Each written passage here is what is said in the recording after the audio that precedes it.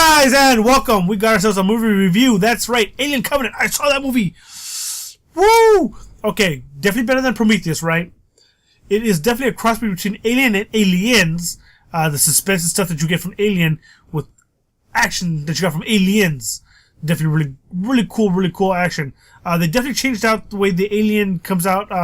The chest burster definitely changed the way it they appear when they come out. They give you a different look, which I thought was kind of like cool, but I was kind of like, maybe you should have done that. It was kind of weird. Then given the whole, kind of, it's kind of weird because they did a scene with one of the xenomorphs, and it's kind of like they're giving you a scientific look into how their thought process is and all that. Sometimes they say they're like, no, that doesn't quite fit, in my opinion. I don't want to spoil it because, if you haven't seen it yet, I'm going to wait. But yeah, it's kind of like, I don't know. But the chest bursting scene was definitely pretty awesome, actually. Pretty awesome. I definitely got to say they definitely did a really good job with that. They actually do, so what I said in my trailer reaction, from the last one, if you want to check that out in the description below, or actually no, in my movie talk, what I said in my movie talk, if you want to check that out in the description below, and it tells you it basically gave you a quick rundown of what I think is going to happen in the movie, if you want to look at that, if you want to. But, those things, the events exactly happened and unfolded in the movie that I had said. Now, as far as the movie goes, it's definitely a really cool entry into the franchise. It ends with more questions. It answered a couple questions from the last movie, like Elizabeth Shaw and David. What happened to them? Did everything, go to hell? Did they finally, find what they needed to find?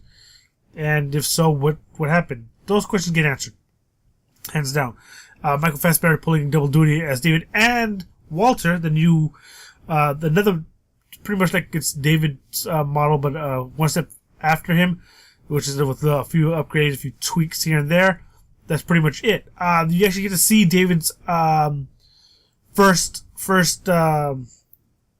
interactions with Mr. Wayland before Mr. Wayland got too old, played by Guy Pearce, who was in the original Prometheus, plays a younger but still old Wayland, which is pretty cool. I'm not gonna lie, it's kind of crazy. Now, the movie definitely had a lot of cool moments with the xenomorphs and stuff like that, but they actually answer a question that everyone's been asking, or definitely made fun of from Alien, is when the xenomorph first appears out of the chest burster, how the hell did it grow so fast, so quickly?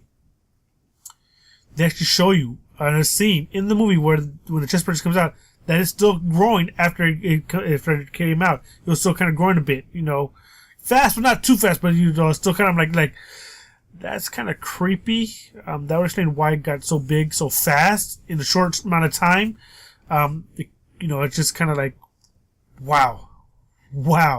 But yeah, it definitely really answered that question to that. It wasn't a verbal one, it was more of a visual answer. If you paid attention, you'll see it, kind of thing. The other cool thing, the cast was pretty cool, pretty awesome. Yes, James Franco was in the movie, but not as part of the main cast. It was more of a background character with pictures and video scenes with him. That's it. It's just kind of weird. Seeing Danny McBride playing in an Alien movie and being more a serious role. Still being a little comedic, but not really comedic. It's more like, a smart ass. And not as much as like an Eastbound and Down or any other roles that he's played where he's like a dick smart ass. It's more like, a smart ass is kind of, I don't know, it's kind of hard to explain, but it's the kind of guy you could root for to kind of get behind. Smart ass, you're kind of like, you know what? This guy is fucking right. I definitely would back this guy up. He's the kind of guy, he's that one friend that you could always rely on to have your back and always want to be there and, just run his mouth to, just back you up. That's kind of the character he plays, which was pretty cool. I liked his character a lot. And the fact that all of these guys are all married, so that definitely played a big part in the movie where each person is married to somebody, and when something goes on, people start turning and picking, choosing sides, and it's kind of like, it's kind of crazy, friendships will definitely get split apart and stuff like that. You get to see some of that happening, which is pretty cool. So that is definitely done. As far as the tone goes, the tone is really well done, very cool. The music was definitely amazing.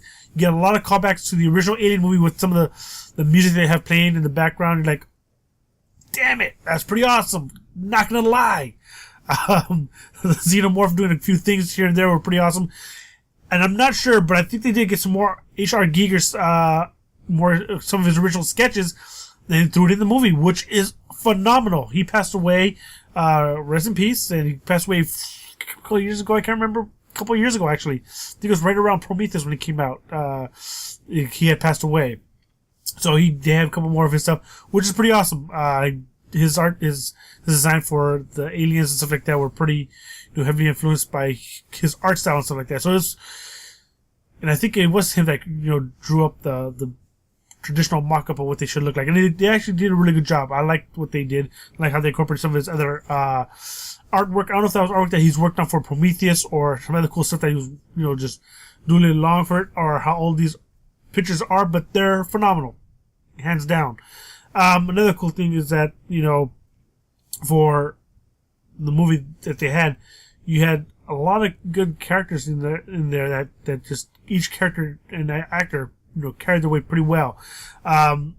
Catherine Waterston definitely did an amazing job. I liked how she was able to take her character, and you see her, from the very beginning to now, you see this, nice steady transition to the person she is into being this, like, strong female lead.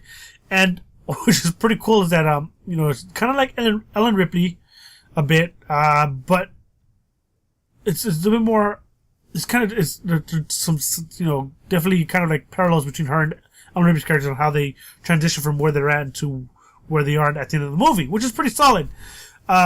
For Ellen Ripley's character, Sigourney Weaver's character, she didn't have a buddy to lean on as much as Catherine Waterston's character had. Tennessee, who was played by Danny McBride, she had him to lean on. She had Walter to lean on. She had people to lean on. Ripley did not. She didn't have a crush to help her stand on her 2 feet and do that. She didn't have she didn't have anybody watching her back, which is kind of crazy, because everybody was getting killed off to write an alien movie. So as far as this movie goes, there's definitely a whole lot going on that definitely gives you a lot of cool moments. Now, definitely the way the movie ends, it gives you more questions and, what's going to happen next kind of thing. Definitely going to be pretty solid entry the next one. A lot of people might not like this movie. I thought this movie definitely was a solid entry versus Prometheus. It's definitely a lot more action-oriented than Prometheus. Definitely some story in there, but more action. The suspense and stuff still there. Still there. Space, no one hears you scream, but luckily they're on a planet, so everybody will hear you scream. But let me know what you guys thought, if you have seen it or not. And I recommend you highly check it out. If you're a big Aliens fan, or if you like Prometheus, definitely check it out. It's definitely a solid entry into the series. Is it better than Aliens? No, I don't think so. But is it a pretty good, worthy entry? Yeah, it is. It is definitely. I believe it is a worthy entry into the series. But let me know in the comments below what you guys thought of the movie. If you liked it or you hated it. Reasons why you did not like it. The reasons why I liked it, I already told you. Solid cast, great moments that they had in there. A few things I did not like in it, I don't want to mention because I don't want to ruin it for you. I'm trying to do spoiler-free reviews from now on because it's just kind of hard to, yeah, it's kind of hard to just not want to say anything. But I'm trying to give you guys a spoiler-free review, and that's what I did. So a lot of cool things in there. A lot of things I did not like. The whole how they showed the alien come out, just things like that. I just didn't agree with, but. The action sequence is definitely really well done. But let me know again in the comments below what you guys thought about it, if you've seen it. And which Alien movie is your favorite. I'm talking about Alien. Alien vs. Predator doesn't count. That won't be part of that. But Alien movie franchise as a whole.